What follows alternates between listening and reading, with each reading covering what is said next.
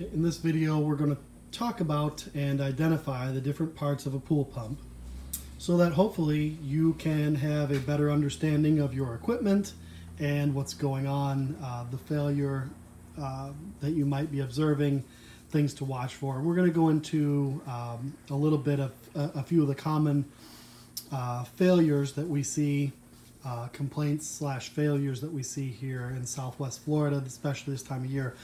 We're going to go into some pretty detailed explanation of those in a future video, but we're going to kind of touch the surface here today. The most important thing about this video is we're going to talk about the parts of the pump, which start here at the suction intake. This is the lid. There is an O-ring underneath the lid. This basket is technically a strainer. Water fills up inside the strainer area, gets pulled through the diffuser into the nose of the impeller, and for a little more clear reference, this is a diffuser and this is an impeller, and you'll notice that the impeller has several vanes. The water kind of gets pulled into the impeller as it spins, thrown out the vanes into the back of the diffuser, develops pressure, and the water goes from the diffuser through the rest of the pump. The impeller rides on the shaft of the motor. This is the motor, and it is isolated from the motor through this two-part mechanical seal. By the way, most of the time people refer to this as the pump. This is the motor. The actual pump, the moving parts of the pump, are the impeller. This is the thing that moves the water and does the job. This two-part mechanical seal is made up of a cartridge and a base, which has rubber seats on it. Usually it is a ceramic and a graphite or phenolic seal, which come together like this.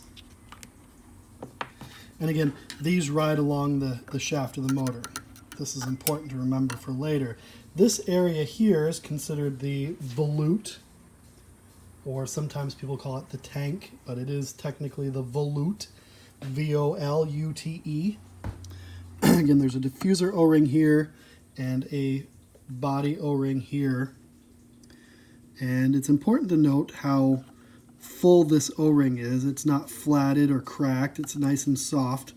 You want to make sure that your O-rings are good and round and full. They're not flat, and they're not cracked. They're not hard.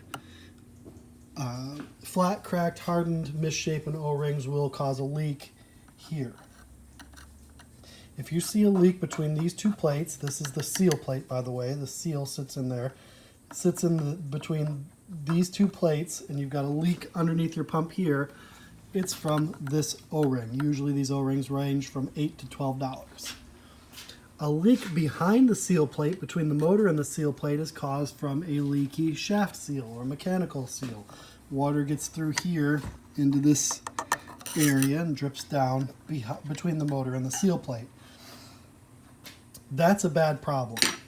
The reason that's a problem is this thing is spinning at 3,500 RPM. Water is wicking down the shaft of the motor into this front bearing area. If you see water here, it's a good idea to get this shaft seal replaced immediately. Water wicking down the shaft into the front bearing of the motor is not a manufacturer's defect. It's not covered under any warranty. Now, explaining how can a shaft seal go bad? How can that happen? One of the most common things that happens here in Southwest Florida is now that the rainy season has passed, water in the pool area drops just below the skimmer, the suction of the skimmer, and water will surge. People are in disbelief when I say that running a pump dry can cause this seal to warp. It can cause this plastic to warp. It can cause the fittings in the front of your pump to warp. and they're in disbelief that this can happen. Let me explain real briefly how this becomes an issue. This shaft is connected to the armature. This is the armature, which comes in very close proximity, not quite in contact with the stator. Okay? 1081 pool pumps, which are pretty much all pool pumps, have a Class F insulation. Ambient temperature, the temperature around the stator, is expected to be 50 degrees Celsius. Let's look at that a little bit more closely. According to NEMA, Class F insulation is 155 degrees Celsius or 311 degrees Fahrenheit at the stator. Ambient temperature is 50 degrees, so 311 degrees Fahrenheit, 50 degrees Celsius ambient temperature. 50 degrees Celsius is 122 degrees Fahrenheit. Sometimes you'll see a 40 degrees. That's a Class B motor. Think of a hot tub. A commercial hot tub maximum heat temperature is 104 degrees. Maybe the last time you went to a hotel and you tried to get in the hot tub and boy, that was hot. You kind of had to take a little minute to get adjusted to it. 104 degrees. That temperature here. Class F, 50 degrees, 122 degrees on the casing of the motor. 311 degrees at this shaft. If you don't have water continuously moving over the shaft of this, over this seal, this little piece of rubber has the potential of coming in contact with hundreds of degrees Fahrenheit. It doesn't take long for this little piece of rubber to harden, for it to warp, for this here to melt and warp. Look how close in contact. It's not quite perfectly in contact, but look how close this is. It is critical. It is absolutely critical to never allow your pool pump to run dry. When you start your pump up, it should be full of water. Do not, these things say self-priming on them, and that's a totally different conversation we can have again later. Do not assume that something says self-priming can pull water from 50 feet away from your pool in through here, out, etc. without creating a problem. Absolutely, and I'm being redundant here, but absolutely under no circumstance should you start this pump without having water all the way filled up to the top. It shouldn't run for any period of time without water. If you notice that your pool is surging, that there are air bubbles in here, that you have air bubbles coming out of your jet, that it takes a while to get prime, something is wrong. Immediately upon turning on, your pool pump should be primed. People say, well, I've always had champagne bubbles in my pool, or there's always been a little bit of air in here. If you consider that the drain of your pool is underwater, the skimmer should be underwater, and the jets should be underwater, and you've got a closed system, how is it possible air is getting in your pump? How is it possible air is getting in your pool?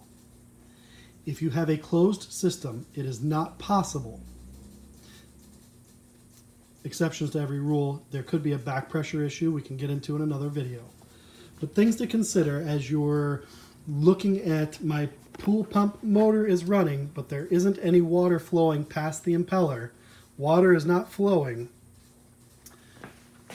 Why? If the motor comes on, the only thing that could be preventing water from moving inside this system is a broken impeller.